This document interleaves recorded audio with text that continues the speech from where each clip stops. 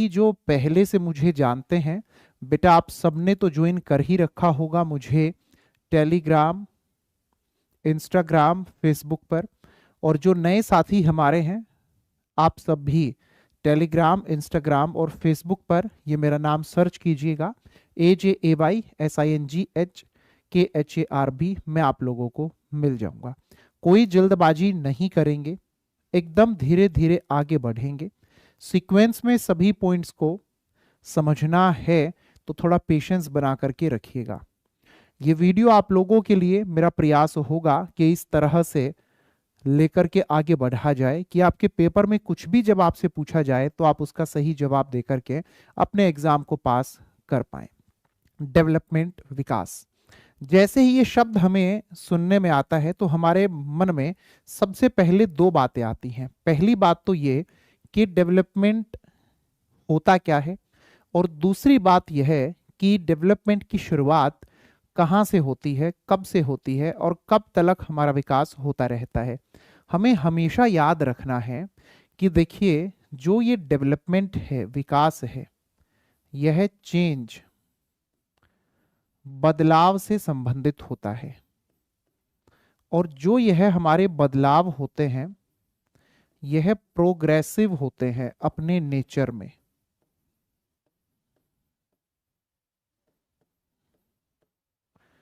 प्रगतिशील,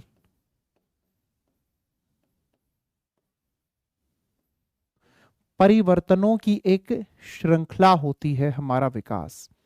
तो ये परिवर्तन किस तरह के होते हैं और कौन से परिवर्तन होते हैं? जैसे कि आप लोगों ने सुना होगा कि development is the gradual change in a persons, कि भाई किसी भी, कोई भी जो व्यक्ति होता है, विकास व्यक्ति की क्षमताओं में क्रमिक परिवर्तन है। यानी कि जो हमारा विकास है वो एक क्रम में होता है, एक सीक्वेंस में होता है। और इस पर एक प्रिंसिपल भी होता है जो अभी आगे चल के मैं आप लोगों को बताऊंगा। तो जो हमारा विकास होता है उसमें किस तरह के कौन से परिवर्तन होते हैं वो भी जानेंगे। पहले यह जान लीजिए कि विकास जो है वो जीवन भर चलने वाली प्रक्रिया होती है। अब जीवन भर, जीवन कब शुरू हो जाता है? जन्म के बाद नहीं बेटा, जन्म से पहले ही। अब आप देखिए, कोई भी बच्चा है, जब वह गर्भावस्था में होता है ना, तो वहीं से विकास की शुरुआत हो जाती है। हिंदी में हम कहते हैं प्री नेटल। ये तो एक स्टेज हो गई, लेकिन एग्जैक्ट टाइम पीरियड अगर आपको कभी बताना हो तब आप ये कहिएगा कि गर्भधान से विकास की शुरुआत होती है और गर्भधान से लेकर के मृत्यु तक हमारा विकास चलता रहता है। आपको एक ऑप्शन वो ऐसा भी देगा, और हो सकता है पहला ही ऑप्शन आपको वो ये बना करके दे कि जो हमारा विकास है वो शुरू होता है जन्म से, जबकि जन्म से विकास की शुरुआत नहीं होती है, जन्म से पहले ही हो जाती है। जब बच्चा गर्भावस्था में होता है तब आपने वहां पर देखा होगा कि जो बच्चा है वह दिन प्रतिदिन वृद्धि कर रहा होता है। फर्स्ट ट्राइमेस्टर में, सेकंड ट्राइमेस्टर में, थर्ड ट्राइमेस्टर में जब बच्चा गर्भावस्था में होता है, हम लोग पाते हैं कि उसमें बहुत तेजी से परिवर्तन आ रहे होते हैं। तो जो वो परिवर्तन उस बच्चे में हो रहे हैं गर्भावस्था के दौरान भी, वो परिवर्तन दर्शाते हैं कि उसका विकास हो रहा है। तो विकास हमारा शुरू हो जाता है गर्भधान से और मृत्यु तक जारी रहता है। इसलिए हम इसे कहते हैं कि यह लाइफ लॉन्ग प्रोसेस है, जीवन भर चलने वाली प्रोसेस है। और देखो समय कैसे बीत रहा है। आप सब में हम कभी यहां पर थे, है ना? आज आप में हम सभी यहां पर हैं और उसके बाद हमें फिर से लौटना पड़ेगा यहां पर। आज आप में हम सभी जब यहां पर हैं तो याद रखना, यही हमारी जिंदगी का पीक टाइम चल रहा है, जब हम लोग बड़े से बड़ा रिस्क ले सकते हैं, जब हम लोग अपने जीवन में कुछ भी करना चाहें तो कर सकते हैं, जब आप में, मुझ में, हम सभी में एनर्जी का लेवल हाई रहता है। यहां पर जब हम लोग थे तब हम अपने आप को बड़ा ही नासमझ, है ना? आज समझते हैं ना कि अरे इतने छोटे से थे तब तो ना समझ थे, किसी चीज की कोई समझ ही नहीं थी। और देखो, जब यहां पहुंच जाओगे तब आपसे ज्यादा समझदार कोई नहीं होगा, क्योंकि पूरे जीवन का अनुभव लेकर आप लोग बैठे होंगे। लेकिन उस वक्त ये शरीर उतना ज्यादा एनर्जेटिक नहीं रहेगा कि आप जिस तरह से जैसे आज दिन रात मेहनत कर लेते हैं। तो आपके पास में कुछ भी कर गुजरने का जो सही समय है वो आज ही है, वो अभी है। जो हम ये सोचते रहते ना, अरे 5 साल बाद करेंगे, अरे 10 साल बाद करेंगे। आप सभी जो इस वीडियो को देख रहे हैं ज्यादातर हमारे साथी 20 साल से लेकर के 35 साल के बीच के ही होंगे। ये मैं एक अंदाजा नहीं, एग्जैक्ट आप लोगों को बता रहा हूं, इसी बीच में है आप ज्यादातर सभी। और जब आप 40 साल के हो जाते हैं उसके बाद तो साल दर साल आपकी एनर्जी का लेवल गिरता है, जो कई बार आपको डॉक्टर वगैरह भी सब लोग कहते होंगे। तो जो भी कुछ करना चाहते हो यहीं पर कर लेना। कोई बहुत ज्यादा आगे के 10 साल बाद 20 साल बाद के अपने कुछ प्लान्स बनाकर मत बैठना। पढ़ो लिखो भी, खाओ पियो भी, सो जाओ, उठो, मस्तियां करो, सब कुछ करो जीवन में। हर एक चीज जीवन में जरूरी है।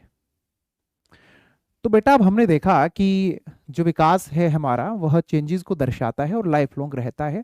तो वो किस तरह के और कौन से चेंजेस होते हैं, तब आप जवाब देंगे कि विकास जो है वो परिवर्तन को संदर्भित करता है। तो यह दो तरह के परिवर्तन होते हैं। एक हमारा होता है क्वालिटेटिव, तो दूसरा हमारा होता है क्वांटिटेटिव। हम हिंदी में क्वांटिटेटिव और क्वालिटेटिव को क्या कहते हैं? देखो, क्वालिटेटिव को हम कहते हैं गुणात्मक परिवर्तन, क्वांटिटेटिव को हम कहते हैं मात्रात्मक परिवर्तन। गुणात्मक परिवर्तन हमारे वह परिवर्तन होते हैं जिन्हें हम माप नहीं सकते, याद रखना, जिन्हें हम माप नहीं सकते। और दूसरी ओर मात्रात्मक परिवर्तन वह होते हैं जिन्हें हम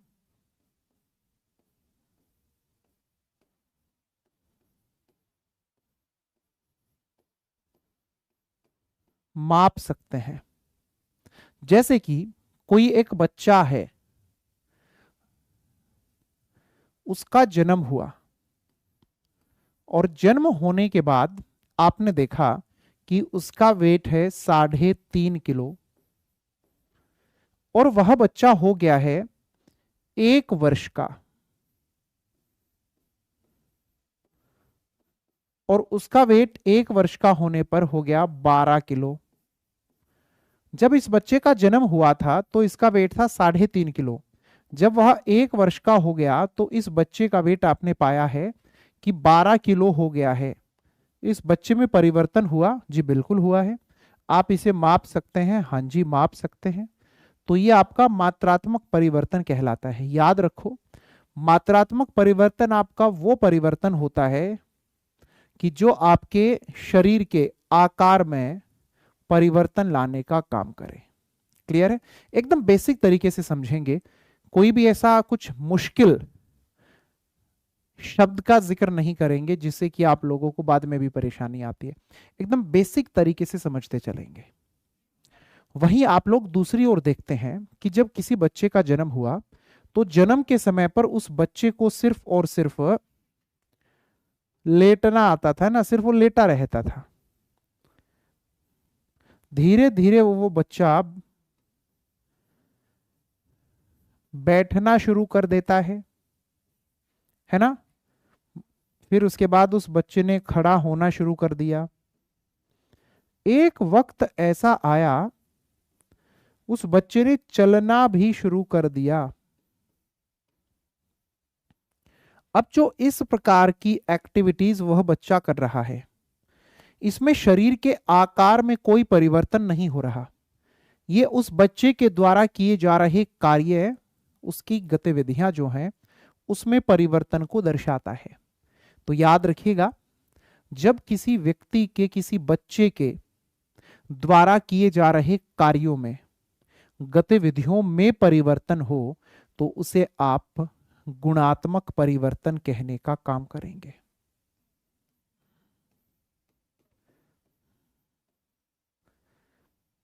क्लियर हुआ मात्रात्मक क्या होता है और गुणात्मक क्या होता है?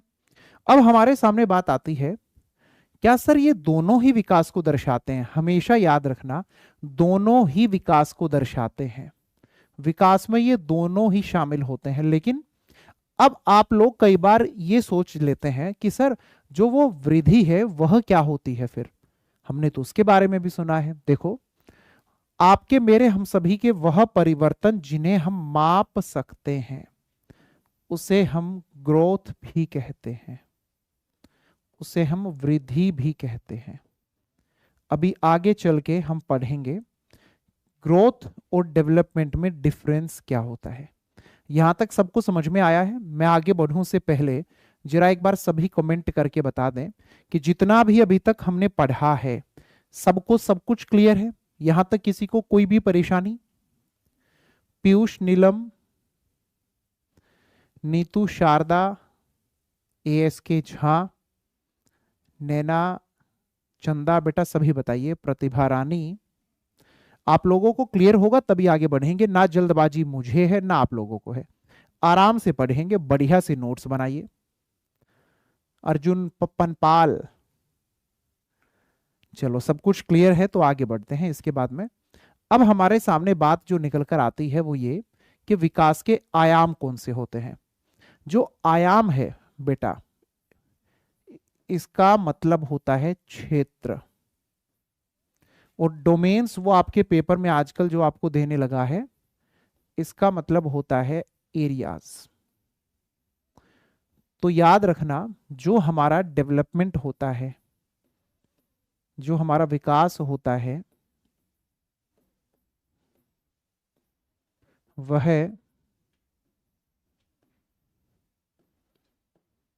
मल्टी डायमेंशनल होता है, बहुआयामी होता है, बहुत सारे उसके अलग अलग क्षेत्र होते हैं। लेकिन आपके पेपर में वो आपको यह देगा कि आप हमें डेवलपमेंट के विकास के जो ब्रॉड डोमेन हैं वह बता दो कौन से होते हैं, जिन्हें हम कहते हैं व्यापक आयाम, यानी व्यापक क्षेत्र, बड़े क्षेत्र। तो व्यापक आयाम हमें जो बताने होंगे वह 4 होते हैं: फिजिकल, कॉग्निटिव, सोशल और इमोशनल। जो ये कॉग्निटिव है इसमें कई बार आप परेशान हो जाते हो। जो हमारी मेंटल एक्टिविटी होती हैं और जितनी भी हमारी मेंटल एक्टिविटी होंगी, जिसे हम हिंदी में मानसिक गतिविधियां कहते हैं, उन सभी के लिए ही कॉग्निटिव शब्द का इस्तेमाल होता है। कई सारे ऐसे बच्चे हैं जिनको क्लियर नहीं है कि कॉग्निटिव शब्द का इस्तेमाल किसके लिए होता है। हमारी जितनी भी मेंटल एक्टिविटी होंगी सबके लिए हम कॉग्निटिव शब्द का इस्तेमाल करते हैं। अब ये हमारे 4 बड़े क्षेत्र होते हैं विकास के। इनके अलावे कई बार ऐसा भी होता है कि आपको वो ऐसे लिख कर दे देता है सोशियो इमोशनल।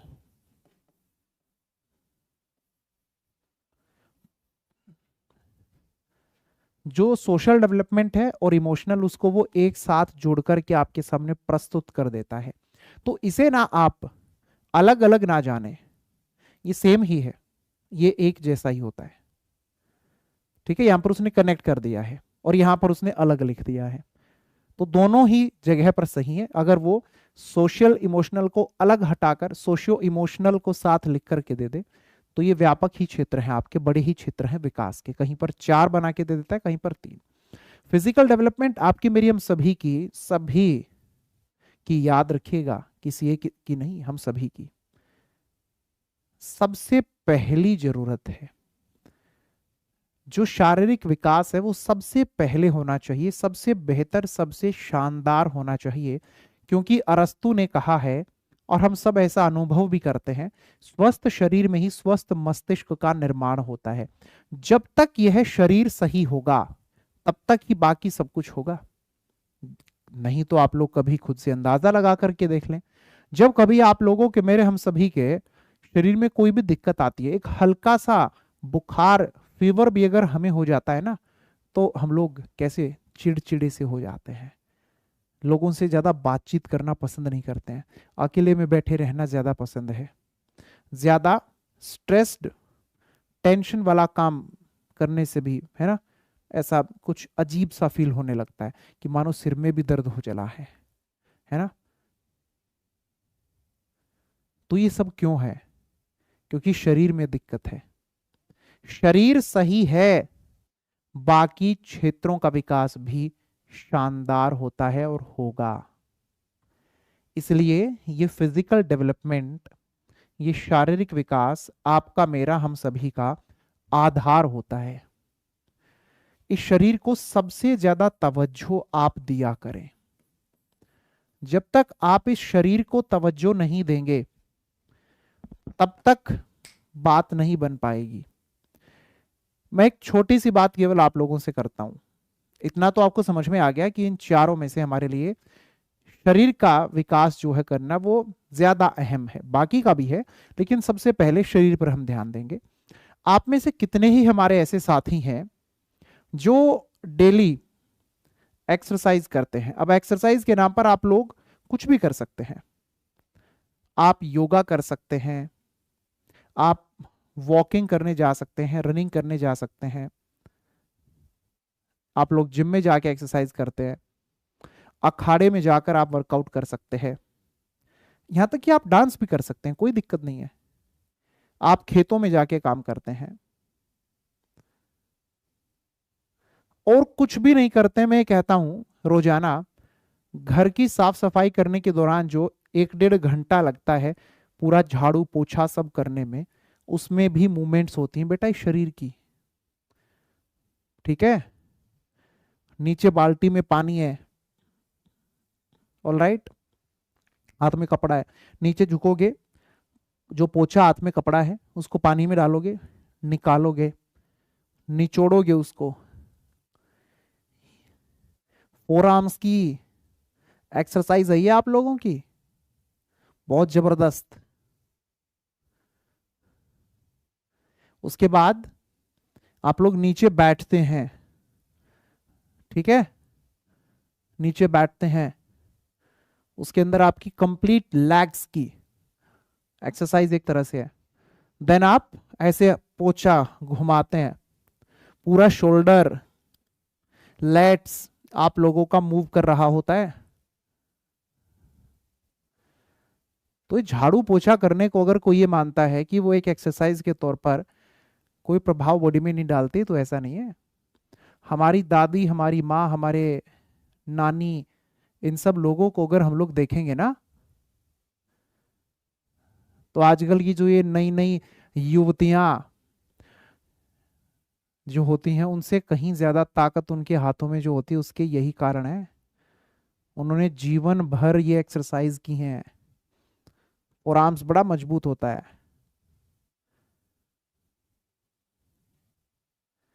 तो एक्सरसाइज जरूर किया करें, एक्सरसाइज नहीं करेंगे शरीर सही नहीं होगा। खाने पीने का ध्यान जरूर रखें, मेरा कहने का मतलब जैसे चाहो वैसे एक्सरसाइज कर लो, खाने पीने का ध्यान जरूर रखें। ये जो जितना भी फास्ट फूड, जितना भी चाइनीज फूड खाता है कोई भी आप लोगों में से, कोई न्यूट्रिएंट्स उसमें नहीं है। ये जितना भी आप लोग मार्केट में जाते हैं वहां से खरीद खरीद कर खाते रहते हैं, कोशिश करें घर में ही बनाएं और घर का बना हुआ खाएं। शरीर में जो आपके इस मुंह के अंदर से, ठीक है, जा रहा है ना, पहुंच रहा है इसके अंदर से, वैसा ही यह शरीर बन रहा है। और जैसा ये शरीर तैयार हो रहा है उसका प्रभाव 100% आपकी मेंटल एक्टिविटीज पर, आपके इमोशनल एक्ट्स पर, आपकी सोशल एक्टिविटीज तक पहुंचता है। तो शरीर सबसे पहले है, बाकी सब कुछ बाद में है। शरीर है तो सब कुछ है, शरीर नहीं तो कुछ भी नहीं, ये बात याद रखिएगा आज के बाद। जितने भी हमारे सुख होते हैं, सभी सुखों में से सबसे ऊपर एक सुख रखा गया है और कहा जाता है सबसे पहले सबसे बड़ा सुख निरोगी काया। इसके बाद है सभी सुख। अब हमारे सामने बात आती है कि सर जो हमारा फिजिकल डेवलपमेंट होता है, फिजिकल जो हमारी ग्रोथ होती है, ये किस तरह से कब से शुरू हो जाती है? याद रखिएगा, शारीरिक वृद्धि और विकास एक ऐसी प्रक्रिया को संदर्भित करता है जो गर्भधान से मृत्यु तक बच्चे में शारीरिक परिवर्तन के साथ आंतरिक परिवर्तन बाहर लाता है।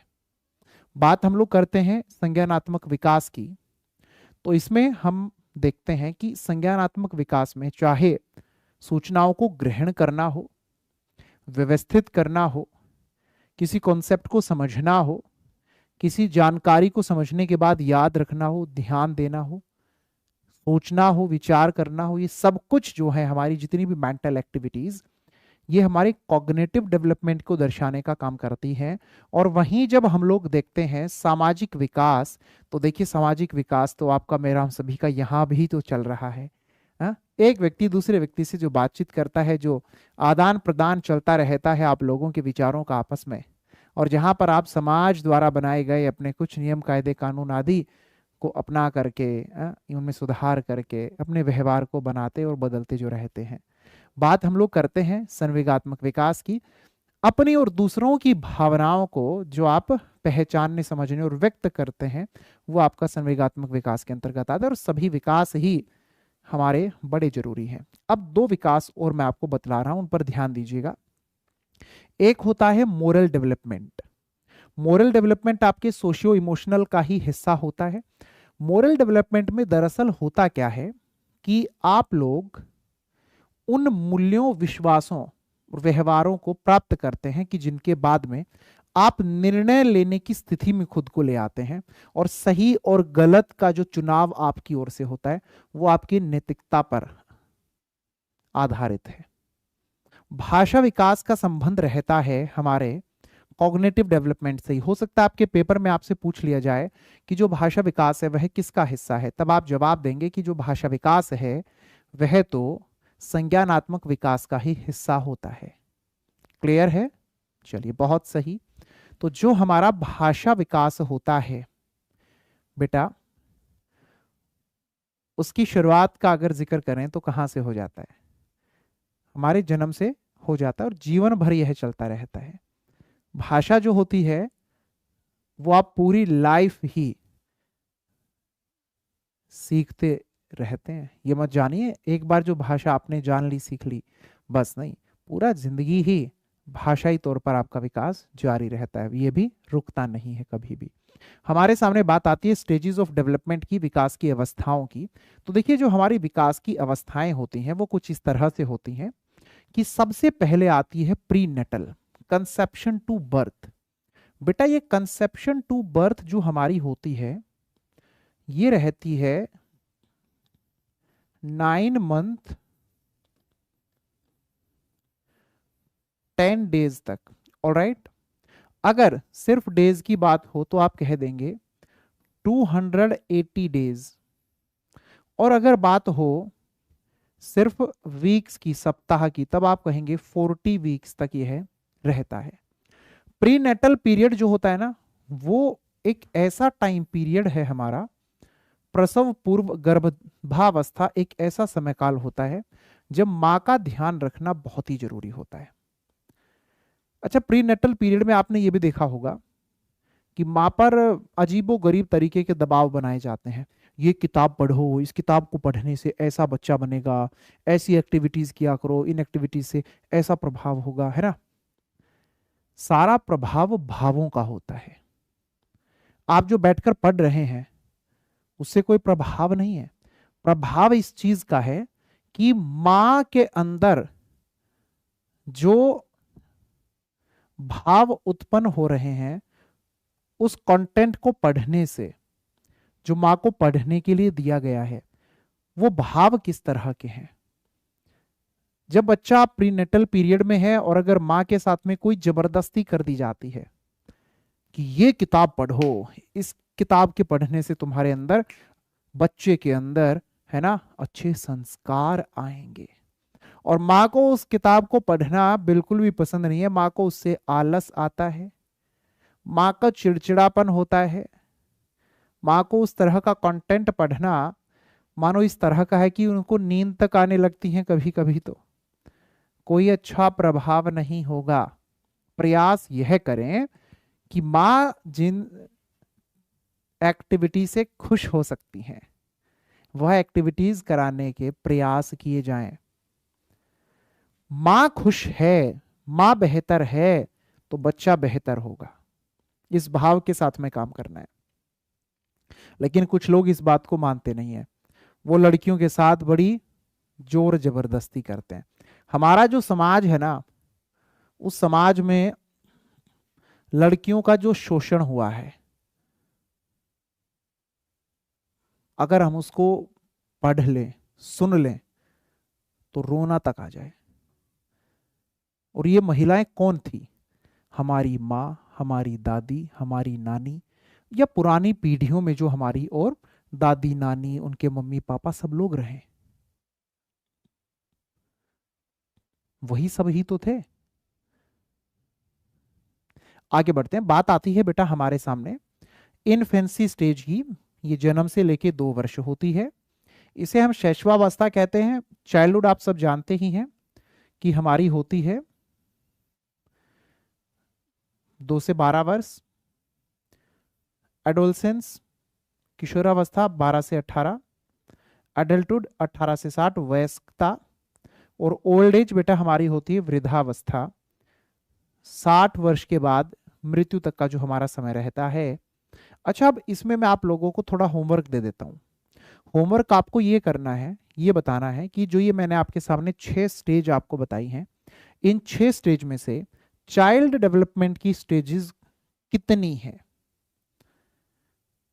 हाँ, बाल विकास की चरण कितने हैं इन 6 में से? सारे नहीं है, अभी बता देता हूं।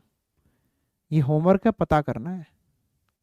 जैसे प्री नेटल आता है सबसे पहले, प्री नेटल के बाद में आता है इन्फेंसी, इन्फेंसी के बाद में बेटा हम देखते हैं कि हमारा आता है अर्ली चाइल्डहुड। इसी तरह से हम लोग देखते हैं अर्ली चाइल्डहुड के अंदर काफी कुछ परिवर्तन आप में, मुझ में, हम सभी में होता है, तो लेटर चाइल्डहुड में भी काफी कुछ आप में, मुझ में, हम सभी में परिवर्तन हो रहा होता है। एडोलसेंस पीरियड, किशोरावस्था, ऐसा समय काल होता है जब तेजी से विकास हमारा होने लगता है, और इस तरह के ऐसे परिवर्तन आप में, मुझ में, हम सभी में आ जाते हैं जो कि हमारे लिए कभी कभी, और खास करके लड़कियों में तो एक डरावना जैसा सा हो जाता है, ये मेरे साथ में क्या हो गया, कई बार ऐसा देखा गया है। तो यहां पर ना अपने बच्चों को गाइड करना बड़ा जरूरी होता है। अगर गाइड किया जाए, सही तरीके से बच्चों को समझाया जाए कि बेटा अब आप इस तरह की ऐसे समय काल में गुजरोगे, ऐसे ऐसे परिवर्तन आप में आएंगे, तो इससे बच्चों में एक भय, डर आदि की स्थिति उत्पन्न नहीं होगी। अच्छा, ये जो आप लोगों की जितनी भी स्टेजेस हैं, इन सभी स्टेजेस को एकदम डिटेल में जा करके पेड कोर्स में मैंने आपको पढ़ाया हुआ है। तो डिस्क्रिप्शन बॉक्स में आप लोगों को लिंक मिल जाता है कोर्स का, आप लिंक ज्वाइन करके कोर्स में आ सकते हैं और वहां से इनको और ज्यादा गहराई के साथ पढ़ व समझ सकते हैं। पेपर में प्रश्न यहां से पूछे जाते हैं। हमारे सामने बात आती है difference between growth and development. याद रखिएगा, growth is a part of development. वृद्धि विकास का एक हिस्सा है।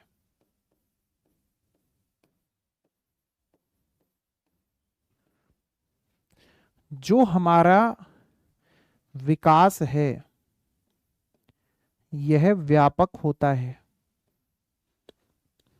और जो वृद्धि है यह सीमित होती है। याद रखिएगा, भूलिएगा मत, जो वृद्धि है यह सीमित होती है, विकास हमारा व्यापक होता है। विकास का ही हिस्सा है वृद्धि। ग्रोथ में आप जो कुछ भी देखते हैं, जानते हैं, पढ़ते हैं, समझते हैं, वो सब इस विकास से ही निकला हुआ है। लेकिन कई बार आप लोगों के पेपर में आपसे पूछ लेता है कि देखिए इन दोनों का डिफरेंस थोड़ा सा बता दो, दोनों में क्या फर्क है, वह आप हमें समझा दो। तो मैंने इसके लिए आपके लिए एक टेबल तैयार कर दी है। वो टेबल भी बाइलिंगुअल आपके लिए तैयार की है, इंग्लिश में भी और हिंदी में भी। जैसे आप याद रखेंगे कि जो ग्रोथ है हमारी वह सिर्फ मात्रात्मक होती है, और वहीं हम बात करते हैं डेवलपमेंट की तो वो मात्रात्मक और गुणात्मक दोनों होती हैं। इसी तरह से आप लोग देखेंगे कि जो वृद्धि होती है वो आपके मेरे हम सभी के शरीर के आकार में, ऊंचाई, लंबाई, वजन में परिवर्तन लेकर के आती है। जो हमारी ग्रोथ होती है वो सिर्फ शारीरिक क्षेत्र से संबंधित होती है, और वहीं दूसरी ओर हम लोग जो विकास की बातें करते हैं तो वो शरीर के सिर्फ आकार में परिवर्तन नहीं, बल्कि हमारे संरचना के समग्र परिवर्तन और अंगों के सुधार से संबंधित होता है। आपके मेरे हम सभी के द्वारा किए जा रहे कार्यों व गतिविधियों में बेहतर होना हमारा विकास होता है। और जो विकास है वो किसी एक क्षेत्र से जुड़ा हुआ नहीं है, वो तो समग्र, हाँ, वो तो समग्रता को दर्शाता है, ओवरऑल को दर्शाता है। चाहे बात फिजिकल की हो या mental, social, moral, emotional, language, सभी की, वो हर तरह से हम सभी को आगे बढ़ाता रहता है। और जब हम बातें करते हैं ग्रोथ को लेकर के तो बेटा वो एक निश्चित आयु तक होता है, उसके बाद में रुक जाता है। और विकास जो है वो एक सतत प्रक्रिया है, पूरी जिंदगी चलता रहेगा। हाँ, उसके बाद हम लोग देखते हैं कि जो हमारा विकास होता है उसको मापा जा सकता है, प्रत्यक्ष रूप से देखा भी जा सकता है, लेकिन विकास को हम लोग सीधे सही ढंग से माप नहीं सकते हैं। तो ये सब परिवर्तन आप में, मुझ में, हम सभी में जीवन भर चलते रहते हैं। अच्छा, एक और बात, जो हमारी ये क्लास अभी हो रही है, इस क्लास के अंदर सब कुछ मैंने प्रयास किया है कि आपको इंग्लिश हिंदी दोनों शब्दों का इस्तेमाल करते हुए यहाँ पर पीपीटी तैयार करके दिया जाए। तो इस पीपीटी को भी आप डाउनलोड कर सकते हैं। जो कोई भी हमारा साथी यह चाहता है कि ये आज की क्लास की जो बेटा पीपीटी है, पीडीएफ है, आपको मिल जाए, तो टेलीग्राम चैनल जरूर ज्वाइन करें। इसी टेलीग्राम चैनल पर आपको पीडीएफ और उसके लिंक मेरी ओर से दे दिए जाएंगे। AJAYSINGHKHARB। बात आती है कि हर बार आपके पेपर में प्रश्न जो आएगा ही आएगा, हमेशा से आता रहा है, आगे भी आता रहेगा, चाहे कोई भी पेपर आप देना। विकास के सिद्धांत, प्रिंसिपल्स ऑफ डेवलपमेंट, इसमें सबसे पहले बात आती है प्रिंसिपल ऑफ कॉन्टिन्यूटी की, निरंतरता का सिद्धांत। आपने, मैंने, हम सभी ने आज की क्लास में सबसे पहले यही पढ़ा था ना कि विकास की शुरुआत कहां से होती है। तो जो आपको पेपर में भी वो लिख करके दे देगा कि जन्म से शुरू होती है, तो क्या यह बात सही है? ये बात एकदम गलत है, और ये हमारे साथ पेपर में होता है, इसलिए यहीं पर आपको समझा दे रहा हूं। पहला ऑप्शन वो आपको यही बना करके देगा, हर बार देता रहा है, अगली बार भी देगा। जन्म से विकास शुरू नहीं होता है। हम जल्दबाजी में यही करके आते हैं, क्योंकि उस समय पर हमें क्या रहता है, बस पेपर जल्दी से खत्म कर दो, कहीं समय खत्म ना हो जाए। गर्भाधान से शुरुआत हो जाती है, और गर्भाधान से शुरुआत होकर के मृत्यु तक चलती रहती है। ये जो बर्थ लिखा हुआ है ये नहीं होगा, क्या होगा, conception, and continues till death. हम बातें करते हैं प्रिंसिपल ऑफ यूनिफॉर्म पैटर्न की, ये भी आपके पेपर में कई बार आपसे पूछा गया। देखो समझो, कोई भी बच्चा हो, चाहे उसका जन्म कहीं भी हुआ हो, जब जन्म होता है तो आप देखते हो हर बच्चा सिर्फ रोना ही जानता है, उसे सिर्फ रोना ही आता है। कुछ समय के बाद वह कूकना शुरू कर देता है, फिर एक समय आता है कि वह बच्चा बक बकाना शुरू करता है। एक समय फिर ऐसा भी आता है कि वह बच्चा बोलना शुरू कर देता है ना। जो उस बच्चे में ये सब परिवर्तन होते जा रहे हैं, ये हो रहे हैं समय के साथ, समय के साथ हो रहे हैं और इसी सीक्वेंस में हो रहे हैं। कोई भी बच्चा, चाहे उसका जन्म भारत में हो या उस बच्चे का जन्म हो रहा हो किसी और दूसरे देश में, आप ये नहीं कह सकते कि जन्म होने के तुरंत बाद वह बच्चा बकबकाने लगेगा, बोलने लगेगा। पॉसिबल ही नहीं है। हर बच्चा इसी सीक्वेंस में विकसित होता है, इसी सीक्वेंस में वह अपना विकास करता है। तो हमारा जो विकास है उसकी जो सीक्वेंस होगी, जो बेटा उसका क्रम होगा, वह सबका एक जैसा होता है। एक रूपता, इसका मतलब क्या है? एक जैसा। ये लिखा ना यूनिफॉर्म, मतलब एक जैसा सबके लिए। ठीक है, जनरल टू स्पेसिफिक चल रहा होता है। हम बातें करते हैं इसके बाद principle of rate and speed of development. यहां पर मैं आप लोगों को अलग अलग तरह से समझाऊंगा कुछ बातें, ध्यान से सुनना। सबसे पहली बात कि जो हमारा विकास होता है, आपका, मेरा, हम सभी का, ध्यान से सुनना इस बात को, बहुत इंपॉर्टेंट पॉइंट आपको बताने जा रहा हूं। आपका, मेरा, हम सभी का जो विकास होता है, वह विकास क्या एक जैसी गति से होता है? नहीं। हर एक बच्चे का जो विकास होता है वो एक दूसरे से अलग गति से होता है। अलग अलग बातें बताऊंगा इस वाले प्रिंसिपल के साथ आप लोगों को, सिर्फ एक पॉइंट तक सीमित नहीं रख रहा हूं। आप किसी और के साथ भी मत देखें, आप सिर्फ देखें एक घर के अंदर दो बच्चे जो भाई बहन हैं, उनके विकास की भी गति एक जैसी नहीं होती, जबकि उनके माता पिता भी सेम हैं, सेम एनवायरमेंट में रहते हैं, तब भी उनके विकास की गति अलग अलग होती है। पहली बात ये याद रखना। दूसरी बात, आप, मैं, हम सभी जो होते हैं, हमारे शरीर के जो अलग अलग अंग होते हैं, अलग अलग जो हिस्से होते हैं, उन सभी हिस्सों का भी जो विकास होगा वो एक समान गति के साथ ही होगा, ये भी जरूरी नहीं है। और अगली बात, हम सभी अपने जीवन में अलग अलग अवस्था से होकर गुजरते हैं, अलग अलग स्टेजेस हमारी आती हैं, है ना? अभी मैंने आपको बताई थी। तो उन सभी स्टेजेस में भी हमारे विकास की जो दर और गति होती है बेटा, वह अलग अलग होती है। जैसे जीवन के शुरुआती समय में बड़ी तेजी से विकास होगा, फिर धीमा हो जाता है। एक वक्त आता है, ऐसा लगता है लेटर चाइल्डहुड में तो मानो विकास रुक सा ही गया हो, और फिर एकदम से, है ना, ग्रोथ स्पर्ट भी हम लोग कहते हैं, कब देखने को मिलता है? एकदम बड़ी तेजी से हम लोग अपने अंदर परिवर्तन पाने लगते हैं किशोरावस्था में, है ना?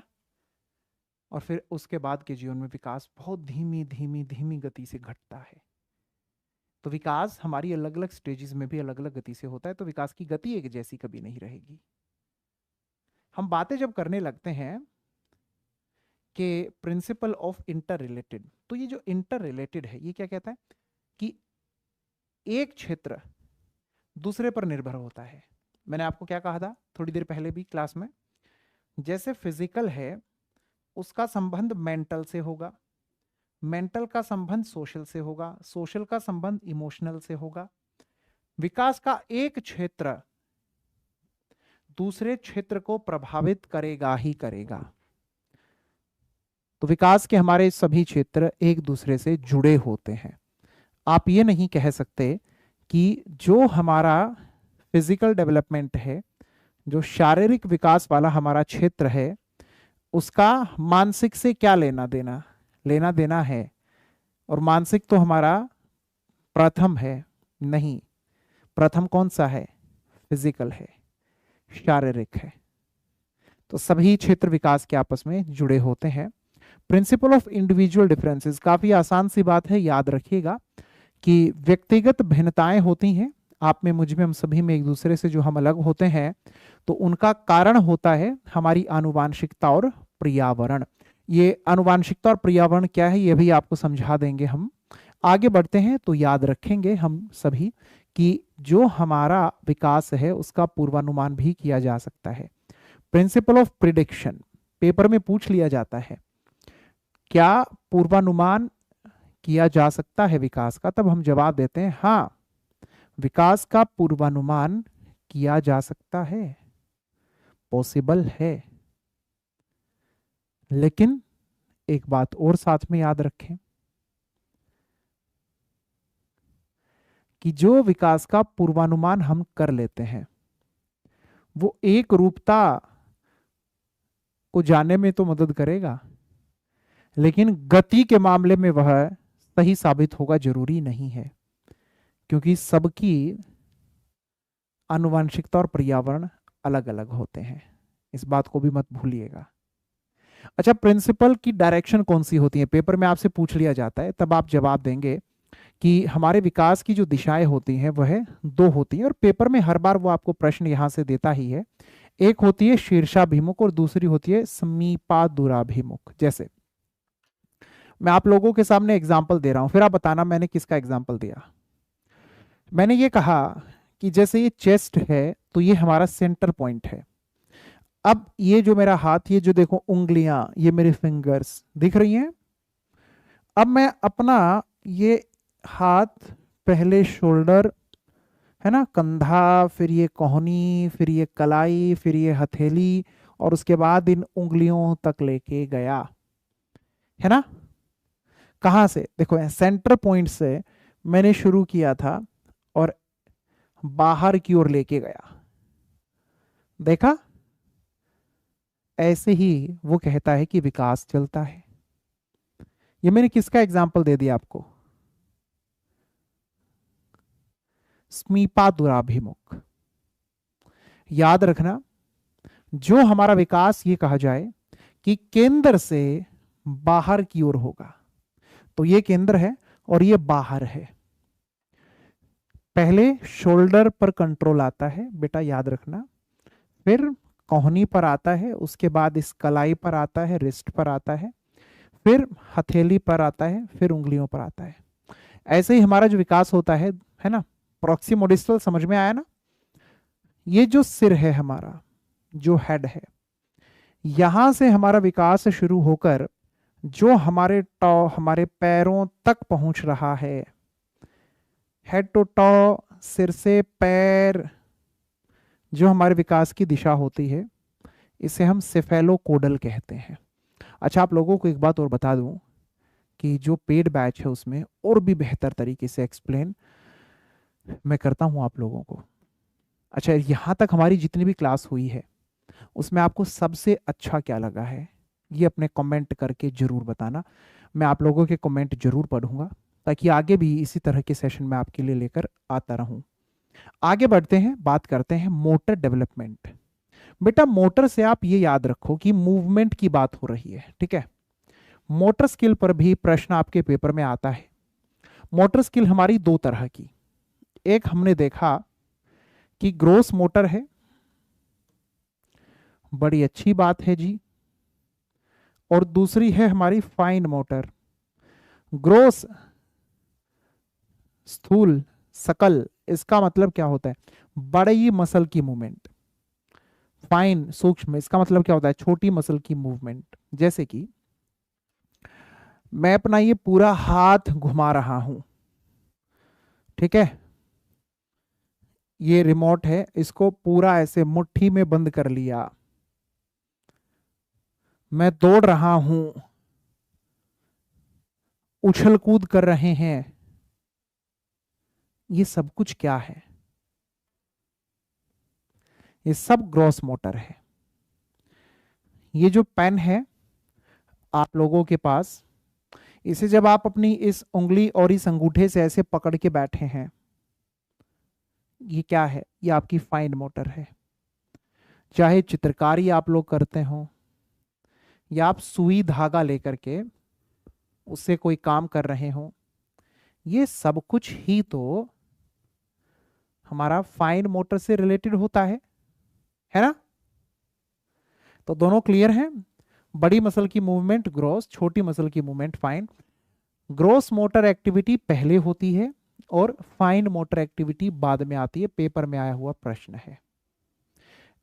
आपके पेपर में पिछली बार आपसे पूछा गया शेप ऑफ डेवलपमेंट,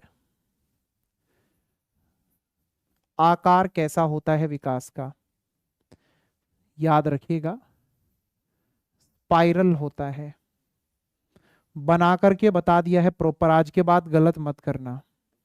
वृत्तालुकार सर्पाकार होता है, स्पाइरल होता है। स्प्रिंग देखा है, बस उसी से याद रखना। अब मैं आपको एक होमवर्क दे रहा हूं, स्पाइरल क्यों होता है ये पता करके आओगे। होमवर्क तो बनता है ना। विकास को प्रभावित करने वाले कारक कौन से होते हैं? दो ही बड़े कारक हैं, एक हमारी आनुवांशिकता और दूसरा हमारा वातावरण। जो हमारा वंशानुक्रम आनुवांशिकता है, ये होता है बेटा हमारा आधार, और जो हमारा वातावरण है, पर्यावरण है, यह हमें आकार देने का काम करता है। और हम कहते हैं we are product of heredity and environment. इन दोनों का इक्वल रोल रहता है आपके मेरे हम सभी के विकास में। वंशानुक्रम और वातावरण को तो मैंने कोर्स में एकदम डिटेल में अलग से टॉपिक बना करके आपको पढ़ाया हुआ है। क्वेश्चंस पेपर में आपसे पूछे जाते हैं, तो किस तरह के कैसे प्रश्न वह आपके पेपर में आपको दे सकता है। कुछ प्रश्न बताएं आपको, चलो कुछ प्रश्न आपको दिखाते हैं कि पेपर में वो ऐसे प्रश्न आपको बनाकर दे देता है। आंसर के साथ में है समझाने के लिए, ये मत कहना सर आंसर तो आपने साथ में ही दे दिया, ये आपको समझाने के लिए है। वृद्धि और विकास में क्या शामिल है? अभी हमने देखा था कि वृद्धि और जो विकास है वो क्वांटिटेटिव और क्वालिटेटिव नहीं। वृद्धि को हमने कहा था वो मात्रात्मक है, विकास को हमने कहा था कि उसमें दोनों होते हैं।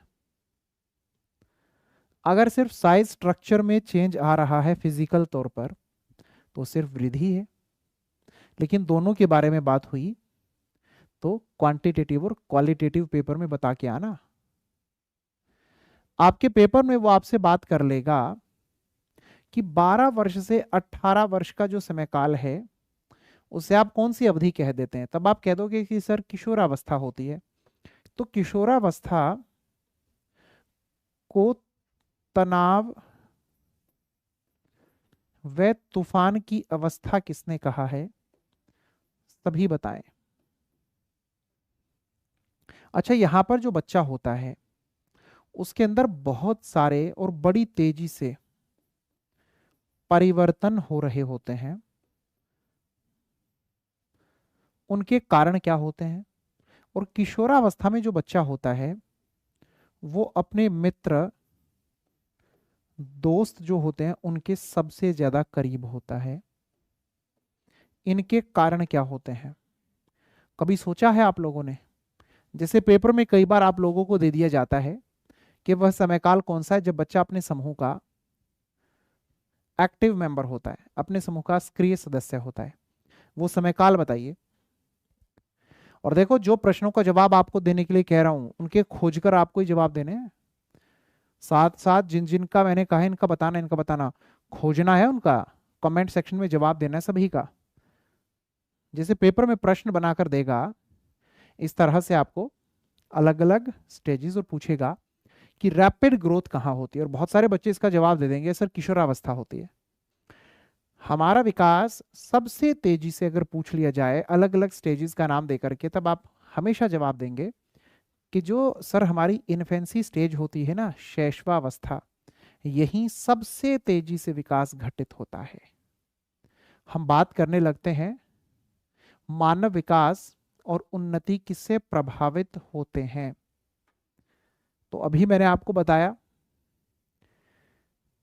वंशानुक्रम और वातावरण दोनों का रोल होता है, और हम लिखते भी इस तरह से हैं H × E। We are product of heredity and environment. Paper में आपसे यह भी पूछा जा सकता है इनमें से स्टैटिक कौन सा है और इनमें से डायनामिक कौन सा है। तो जो हमारी हेरेडिटी होती है इसे हम नेचर और एनवायरनमेंट को हम नर्चर कहते हैं, हिंदी में प्रकृति और पोषण कहा जाता है।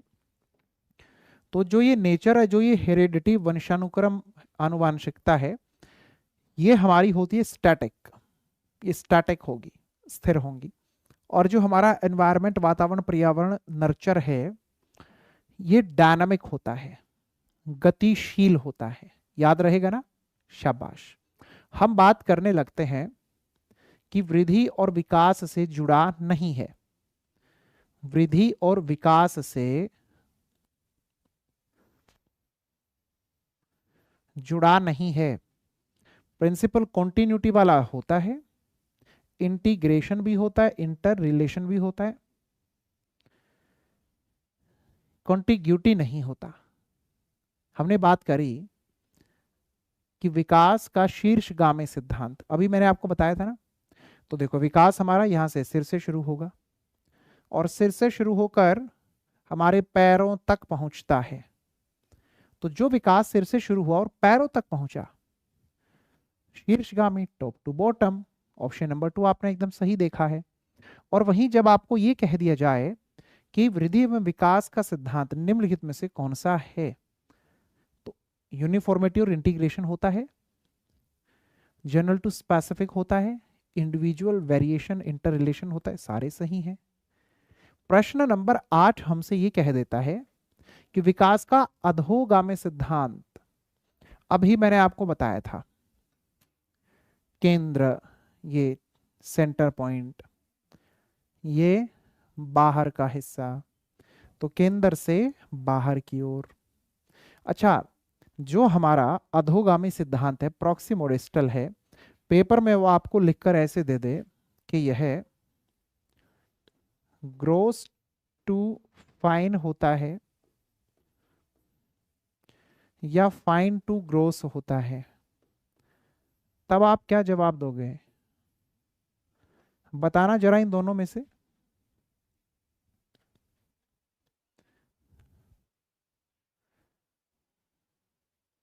बताओ जरा, तब क्या आंसर करोगे?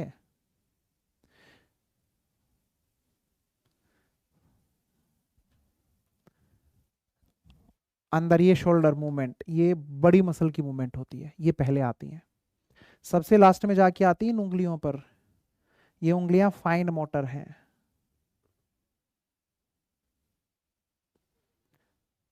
एक उंगली अंगूठे से सुई पकड़ते हो, दूसरे उंगली अंगूठे में धागा पकड़ते हो, और इस सुई के अंदर इस दूसरे हाथ में जो धागा पकड़ा है इसको जो पिरोने का काम करते हो, है ना, ये फाइन एक्टिविटी है, ये ग्रोस नहीं है।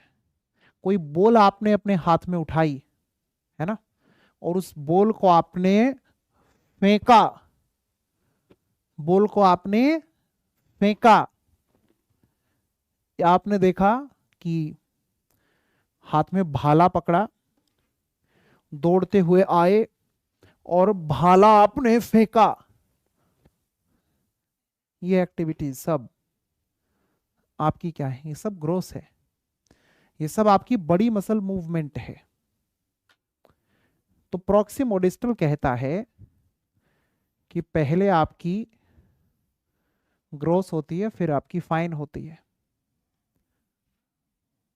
वहीं आपके पेपर में वो आपको कह देगा नरेश और मुकेश समान आयु वाले हैं जी, उनके सामाजिक एवं मानसिक विकास में काफी अंतर है। बड़ी अच्छी बात है, दोनों अपनी अपनी गति के साथ विकसित हो रहे हैं।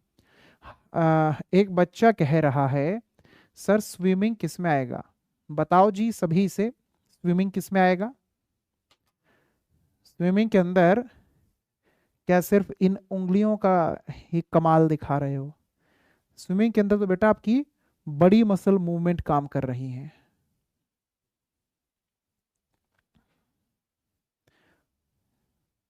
बताओ उसको भाई कौन सा आएगा। अच्छा, ये जो नरेश और मुकेश वाला मामला है, क्योंकि हम सभी एक दूसरे से अलग होते हैं, व्यक्तिगत भिन्नता का सिद्धांत यहाँ काम करता है। हमने देखा कि पेपर में भी हमें इस तरह का प्रश्न बनाकर दिया गया था पिछली बार, the principle of spiral versus linear advancement is associated with. तो हमारा सभी का जो विकास है उसका एक आकार होता है, वो लीनियर नहीं होता, वो स्पाइरल होता है, हम ऐसा मानते हैं। तो ग्रोथ एंड डेवलपमेंट से संबंधित होता यह है ना। तो मैं आप सभी साथियों से पूछना चाहूंगा कि आज की जो हमारी क्लास हुई है, यह क्लास आपको कैसी लगी। जवाब सभी देना। उम्मीद करूंगा कि आज की क्लास आपको बहुत अच्छी लगी होगी। तो जैसे डेवलपमेंट टॉपिक आपको यहां पर करवाया, जितनी भी इंपॉर्टेंट बातें थी वो आपको सीक्वेंस में समझाया। ये टॉपिक ये ना जानना कि इतना ही है, और भी काफी कुछ होता है इसमें, लेकिन मैंने आप लोगों को प्रयास किया कि वो सब इंपॉर्टेंट जो लगभग पेपर में आप लोगों से पूछी जाती हैं बातें, आराम आराम से आपको करवाएं। इस टॉपिक को और ज्यादा डिटेल में, और इसके अलावा और जितने भी बाकी टॉपिक्स बचते हैं उन सभी को आप डिटेल में बढ़िया शानदार तरीके से अपने पेपर के हिसाब से पढ़ना चाहते हैं, डिस्क्रिप्शन बॉक्स में आपको लिंक दे दिया गया है कोर्स का, जाके ज्वाइन कर सकते हैं। एक और बात, इस टॉपिक के अलावा आप लोग कोई और टॉपिक मुझसे पढ़ना चाहते हो, या फिर किसी टॉपिक से रिलेटेड क्वेश्चंस जो आप चाहते हैं कि सर आप प्रैक्टिस करवा दो ऐसे ही डिटेल में बताते हुए, तो कमेंट जरूर करना। क्योंकि जो भी आप लोगों की डिमांड होंगी, जो भी आपकी जरूरतें होंगी, उनके अनुसार आपके लिए क्लासेस मैं लेकर आता रहूंगा। साथ ही सभी पीडीएफ आपको मिलती रहें, इसलिए टेलीग्राम पर जाकर ये नाम सर्च कीजिए, AJAYSINGHKHARB।